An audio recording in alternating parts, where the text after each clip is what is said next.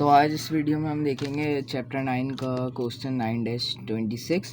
इसके अंदर locate the question given दिया है, locate the centroid of the area x bar locate करना है इसमें। और 9-27 में यही एक कर्व है और उसका वाई बार कैलकुलेट करना है। इससे पहले क्वेश्चन हमने देखा था, अगर नहीं देखा तो आप वो देख लीजिएगा उस वीडियो। सबसे पहले एक स्ट्रिप हम यहाँ पे कंसिडर कर लेंगे और ये इसकी वर्टिकल लाइन जहाँ पे इस कर्व को कट करेगी, ये सेंटर से इसके, तो इन पॉइंट को अगर मैं स्ट्रिप को मैंने आगे और बना दिया, कर दिए गए हैं, इनकी लिमिट दी गई है 1 मीटर की। तो ये स्ट्रिप के पॉइंट जो कट कर रहे हैं ये x2, y और ये यहाँ पे x1, y, क्योंकि ये लाइन जो हाइट है y वाली, यहाँ से ये डिस्टेंस y सेम रहेगा, इसलिए y पॉइंट सेम रहेगा। और इसका जो सेंटर पॉइंट लोकल है वो होगा x tilde y tilde, y tilde बराबर y के हो जाएगा क्योंकि डिस्टेंस सेम रहेगा। और x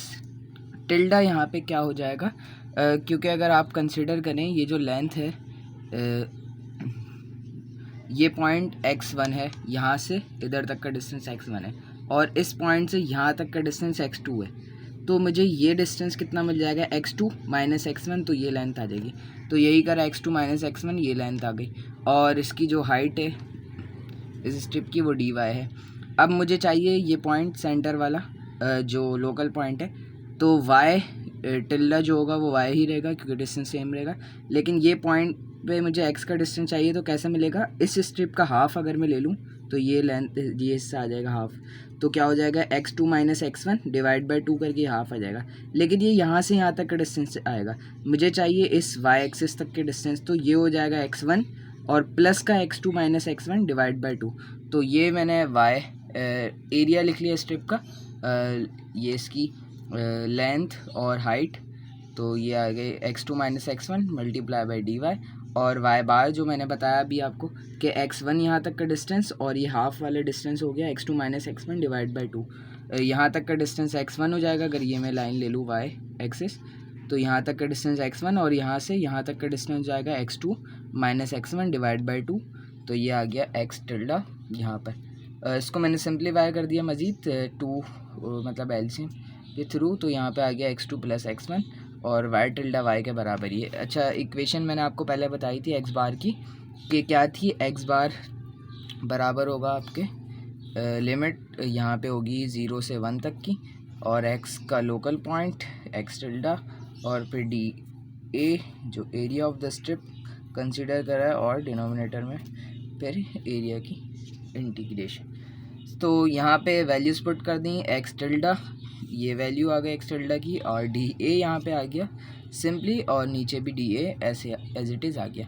अब मुझे इन टर्म्स ऑफ y चाहिए, इक्वेशन x में है, तो मैं कर्व देखूँगा। ये मेरे पास जो अबव कर्व है, ये इस कर्व पे जो पॉइंट लाया कर रहा था वो x1 था, तो इस कर्व की इक्वेशन जो बनी हुई वो है y square equal to x1, और यहाँ पे जो पॉइंट लाया कर रहा था वो x2 था, तो ये इक्वेशन हो गई y इक्वल टू x2 का स्क्वायर। तो यहाँ पे सिंपली मैं इसके थ्रू इक्वेशन में पुट कर दूंगा सिंप्लीफाई करके, जैसे मैंने बताया x1 बराबर है, ये इक्वेशन जो मेंशन थी वो मैंने यहाँ पे लिखी है, x स्क्वायर बराबर है x1 के, और y स्क्वायर बराबर है x1 के, और y बराबर है x2 के स्क्वायर के। तो यहाँ पे मैंने इसकी वैल्यू x की वैल्यू निकाल ली और फिर उस इक्वेशन में पुट कर दी। ये इक्वेशन में आप वीडियो को पॉज करके देख लीजिएगा।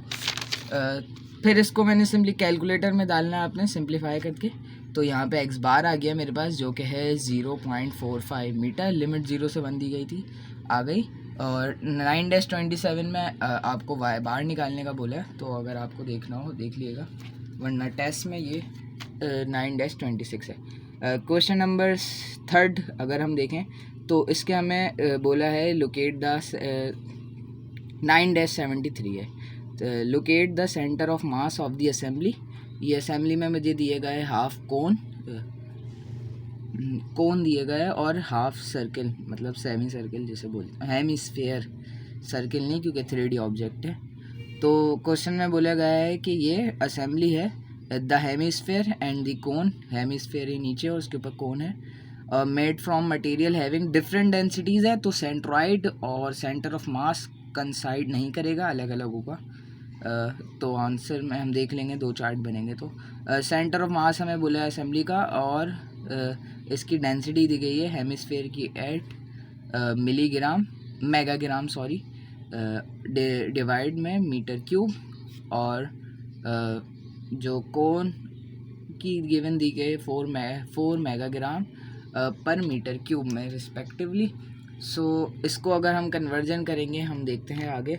पहले फार्मूले अगर हम देख लें तो डेंसिटी गिवन दी गई है, और volume of cone 1/3 pi r square into h जो हाइट ऑफ द कोन है।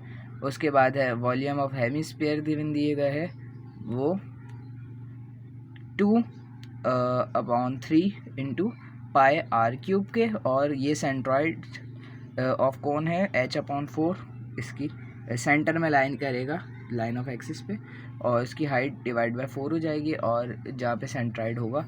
और हेमिस्फेयर का एच से मैंने यूनिट करा है, तो वो हो जाएगा 3/8 इंटू आर, जो हेमिस्फेयर का रेडियस होगा, जैसे यहाँ पे 100 मिलीमीटर है, और हाइट ऑफ द कोन हमें 300 मिलीमीटर गिवन दी गई है।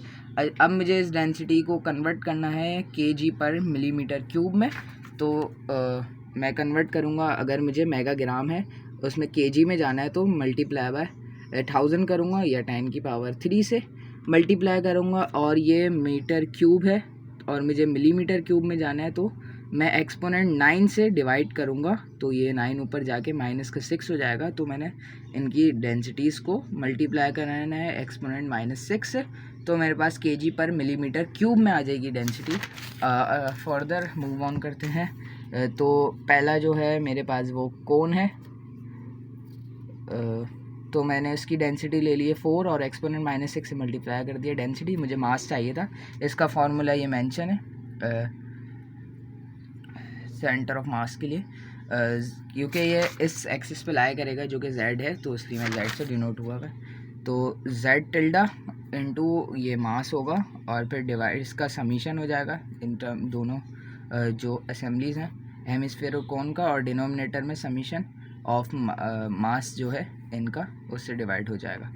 तो सबसे पहले वॉल्यूम निकाल लिया, वॉल्यूम के फार्मूले से रेडियस गिवन दिया गया था।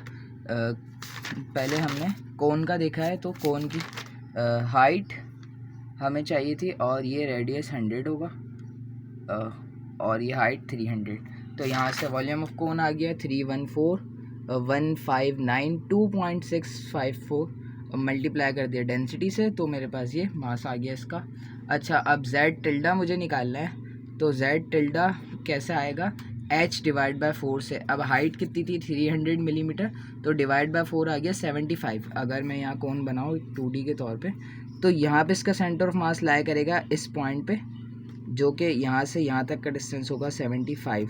लेकिन नीचे एक कोन भी है, ये ओरिजिन है अगर पॉइंट सही है तो ये कोन भी है, तो कोन का यहाँ से यहाँ तक डिस्टेंस कितना है 100।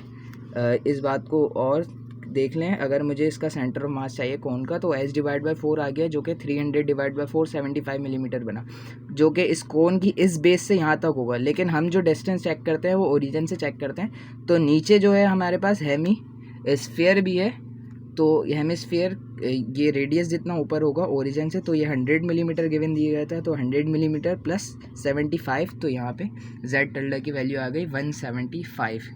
अब हम बात करते हैं कोन की, ओह सॉरी अब बात करते हैं हेमिस्फीयर की, जिसकी डेंसिटी हमें 8 दी गई थी, और हमने कन्वर्जन के लिए एक्सपोनेंट -6 किया था।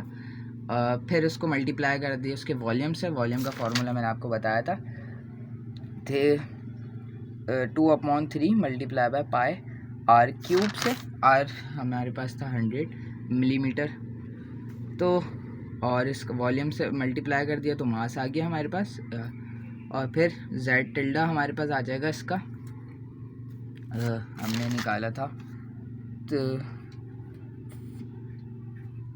तो 3/8 मल्टीप्लाई बाय आर से, तो ये आ रहा था कोई 37.5। अच्छा, अब ये 37.5 यहाँ कैसे आएगा, जो इसका हाफ है, मैंने पिक्चर बनाता हूँ यहाँ, तो हम यहाँ से डिस्टेंस देखते हैं यहाँ से कितना नीचे है, तो यहाँ से 37.5 नीचे है यहाँ पे।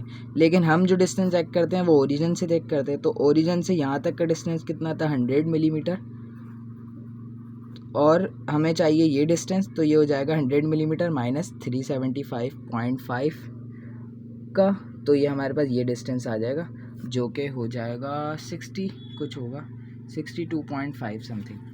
तो हमारे पास ये Z टिल्डा भी आ जाएगा हेमिस्फीयर के लिए। अब इस दोनों को मल्टीप्लाई करा देंगे तो हमारे पास Z टिल्डा इंटू मास आ जाएगा। फिर इस फॉर्मूले में हम समीशन ले लेंगे, इसका इन दोनों का समीशन ले लेंगे और इनका समीशन ले लेंगे मास वाले का और Z टिल्डा इंटू मास का, और फिर इस फॉर्मूले में पुट करेंगे तो हमारे पास Z टिल्डा की वैल्यू आ जाएगी 110.72 मिलीमीटर। इस पॉइंट पे इस असेंबली का सेंटर ऑफ मास लाया करेगा। अब हम बात करते हैं सेंट्रॉइड की। तो Z टिल्डा हमारे पास सेम रहेगा 175, और उसके लिए कोन के लिए 175 जो हमने निकाला था 100 प्लस 175, और स्फेयर के लिए हमारे पास सेम रहेगा 62.5 या 100 माइनस 37.5 जो हमने यहाँ से निकाला था, तो 62.5 रहेगा। वॉल्यूम भी सेम रहेगा इसका। तो हमारे पास फार्मूला जो इसका बन जाएगा, वॉल्यूम से निकाल लेंगे हम। तो वॉल्यूम से मल्टीप्लाई करेंगे, पहले हमने मास से किया था क्योंकि डेंसिटी मल्टीप्लाई करा के, तो हमारे पास ये इन दोनों को मल्टीप्लाई करा देंगे। जो जैसे ये फार्मूले में मास था, मास की जगह अगर मैं रॉ वी कर लूँ, क्योंकि सेंटर ऑफ सेंट्रॉइड जो है वो डेंसिटी पे डिपेंड नहीं करता। क्यों? क्योंकि कांस्टेंट ले लेते हैं, तो इस वजह से अगर मैं इसको मास को रॉ वी में करूं और नीचे भी रॉ वी लिया हूँ मास की जगह, तो ये रॉ कैंसिल हो जाता है। जब डेंसिटी सेम होती है और कंसाइड कर रहे होते हैं सेंटर ऑफ मास सेंट्रॉइड से, तब वैलिड होते हैं। लेकिन सेंट्रॉइड जो है वो डिपेंड नहीं करता डेंसिटीज़ पे। इसके लिए फार्मूला हमने वॉल्यूम से निकाला है, एरिया वगैरह से भी निकालते हैं 2D में। तो सिंपली ये वैल्यूज़ आ गई वही जैसे मेंशन थी, वॉल्यूम वगैरह ईजी है सेंट्रॉइड वाला। समीशन कर दिया फिर इसका, और फिर इसको फार्मूले में पुट करा तो मेरे पास ये Z बार आ गया। सेंट्रॉइड से मैंने C से डिनोट कर दिया और यहाँ M से करा था सेंटर मास की वजह से, तो यहाँ पे मेरे पास आ गया 130 मिलीमीटर।